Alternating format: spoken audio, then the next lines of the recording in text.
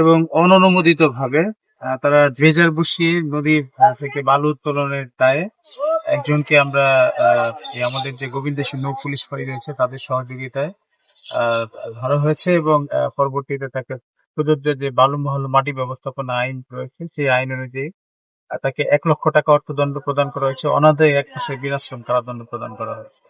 তো যে কোনো প্রকার এই বালু এবং মাটি উত্তোলনের ক্ষেত্রে যদি কোনো বৈধ এবং অনুমোদন যদি না থাকে সংশ্লিষ্ট কর্তৃপক্ষ থেকে, সে বিষয়ে আমাদের উপজেলা প্রশাসন সর্বদাই সচেতন রয়েছে এবং সচেষ্ট রয়েছে। এ ধরনের কোনো তথ্য পেলে অবশ্যই আমাদেরকে জানাবে। যারা অবৈধ এবং অননুমোদিত কাজের সাথে জড়িত অবশ্যই তাদেরকে আমরা আইন অনুযায়ী ব্যবস্থা নেব।